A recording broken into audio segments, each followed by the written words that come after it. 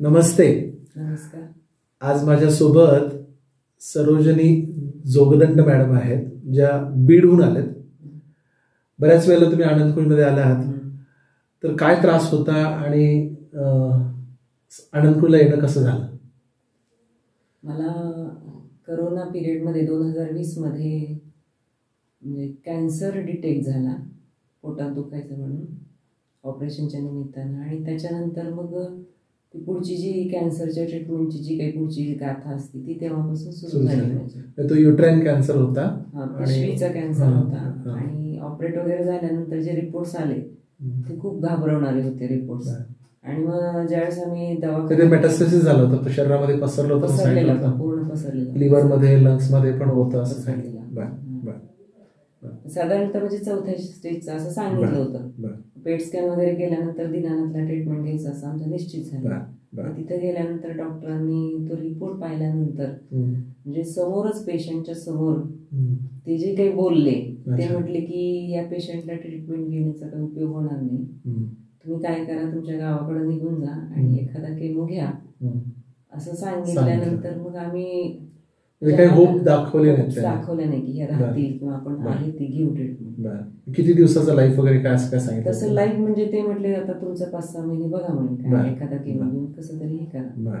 मग तिथून आम्ही असं म्हटल्यानंतर भावानं सांगितलं की आपल्याला काही इथे थांबायचं नाही. घरी गेल्यानंतर जवळजवळ 10 ते 15 दिवसाचा वेळ गेला विचार करण्याचा काय करायचं. मुलीच्या जे शिकवणारे BMS डॉक्टर होते त्यांनी सजेस्ट केलं, वाघोलीला गेलो, काउन्सिलिंग केलं त्यांनी माझं, मला बऱ्यापैकी ट्रीटमेंटला तयार केलं. रेडिएशन नको म्हटल्यानंतर त्यांनी म्हटले बरं केमो घ्या आणि मग पहिली घे असं करून मला तयार केलं. आणि मग तिथून जी सुरुवात झाली तो रिझल्ट महिन्यानं दर पेट स्कॅनला माझा रिपोर्ट जो होता, डॉक्टर सुद्धा आश्चर्यचकित झाले की तुम्ही म्हणजे इतकं किती फास्ट कव्हर केलं. आणि साधारणतः म्हणजे 12 केमो झाले. आणि 12 केमो झाल्यानंतर मग डॉक्टर सांगत होते पुढे तुम्ही असं करा किंवा म्हणजे पुढे कंटिन्यू करा, आयुष्यभराचा कॅन्सर आहे. मी म्हटलं कधी राहणार, तो राहत नसतो. नंतर तिथून मी जी पायरी सोडली त्याच्यानंतर मी पुन्हा तिथं गेलेच नाही कधीच. नंतर जे काही माझं लाईफ होतं ते आयुर्वेदिक आणि मग त्याच्यानंतर मग मला माझ्या मैत्रिणीने, माझी सहकारी जी निभे आहेत तिच्या घरचे म्हणजे नातेवाईकांनाही 20-25 वर्षापूर्वी ते पेशंट सरांच्या वडिलांकडे आले होते आणि त्यांनी मला सांगितलं काय केलं ते. आणि मग आम्ही थेट इकडची पायरी चढली, आनंदकुंजला आलो आम्ही. आणि इथं आल्यानंतर जे काही 10 दिवस राहिले, जो उपचार घेतला आणि तो उपचार घेतल्यानंतर माझ्यामध्ये इतका बदल झाला. त्यावेळेला उपवास केला होता? उपवास मला वाटतं त्यावेळेस मी 7 दिवसाचा उपवास केला होता. आणि 2020 मध्ये? हो, 2020 मध्ये 7 दिवसाचा उपवास मला वाटतं 21 मध्ये ते झाल्यानंतर. आणि मग नंतर इथून गेल्यानंतर मग माझ्यामध्ये इतका बदल झाला की मी जे काही इथे शिकले म्हणजे आज 2024 आहे, आज तागायपर्यंत मी ते काही सोडलेलं नाही.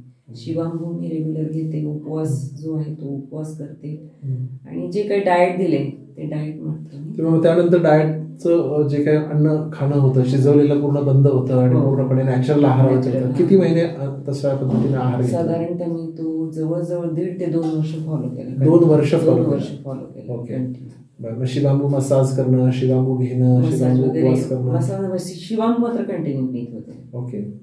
त्याच्यात मी कधी खंड पडू नाही. आता स्थिती कशी आहे? आता मी एकदम सुदृढ झालेली आहे. संपूर्ण स्वास्थ्य जे म्हणतो आपण ते आहे. आणि मला वाटतं तेव्हापासून मी अजून डोक्याची ॲलोपॅथीची एकही गोळी वगैरे असं काही खाल्ली. 2 वर्ष आयुर्वेदिक औषधं घेतली, त्याच्यानंतर कुठल्याही प्रकारचं आयुर्वेदिक औषध नाही, काहीच कुठल्याही प्रकारचं. 2021 मध्ये तुम्ही शिवांबू उपचार घेतले. आता म्हणजे आज 3 मार्च 2024 आहे.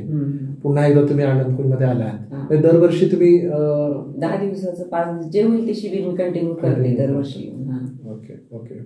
तुम्ही ॲज अ ज्युनियर कॉलेजमध्ये लेक्चरर आहात, ठीक आहे. मराठी आणि सायकोलॉजी वगैरे विषय शिकवता लोकांना. तर बाकीचे लेक्चरर्स किंवा बाकीचे तुमचे कलिग स्टाफमध्ये काय म्हणतात, काय चर्चा करतात? सगळेजण मला हेच म्हणतात की मॅडम तुम्हाला झालाय असं कधी वाटतच नाही, तुम्ही असं काही आजारातून बाहेर आलेले. कारण त्यांनी मला पहिल्या स्टेजमध्ये पाहिलेलं होतं. ते म्हणत नाही त्या जोगदंड मॅडम ह्या नाही आहेत. म्हणजे प्रत्येकाचं, माझे नातेवाईक असतील जे कोणी असतील त्या सगळ्यांचा म्हणजे तसाच प्रतिसाद आहे. आपल्यासारखे एखादा आज म्हणजे कॅन्सरग्रस्त व्यक्ती असेल तर त्यांना तुम्ही शिवामूबद्दल काय सांगाल? मी तर स्वतः तयार असते त्यांच्याबरोबर येण्यासाठी. ओके. पण तितकी मानसिकता त्यांची आणखी नाहीये. त्यांना थोडस घृणा वाटते त्याच्याबद्दल. ते थोडस मनातून निघालं पाहिजे. त्याच्याबद्दल थोडस मनात. प्रत्येक कॅन्सर पेशंटनी खरं तर पहिल्यांदा शिवामू चिकित्सा केली पाहिजे असं वाटतं का तुम्हाला? प्रत्येकाने केली पाहिजे. म्हणजे तो किमोचा अनुभव आणि शिवामू नंतरचा अनुभव खूप वेगळा आहे. अतिशय आता सध्याची स्थिती तुमची कशी आहे? तुमचं चालणं फिरणं वगैरे कसं आहे? आता मी साधारणतः 4 ते 5 किलोमीटर चालते रोज. 4 किलोमीटर तर कंपल्सरी चालते. ओके. रोजचं सकाळचं मला वाटतं 3.5चं ध्यान. 3.5चं ध्यान करतेच. तुम्ही 1 किलोमीटर पळता पण असं सांगितलं? हो, पळते पण. अच्छा. म्हणजे लंग्स मध्ये तो स्प्रेड होता, मेटास्टासिस होतं आणि तरी सुद्धा तुमच्या फुफ्फुसांची कॅपॅसिटी आता चांगली आहे, लिव्हर फंक्शन व्यवस्थित आहे. तर पुढच्या भावी आयुष्यामध्ये सुद्धा तुम्हाला नेहमी स्वास्थ्यसंपन्नता मिळत राहू दे ही शुभेच्छा. धन्यवाद.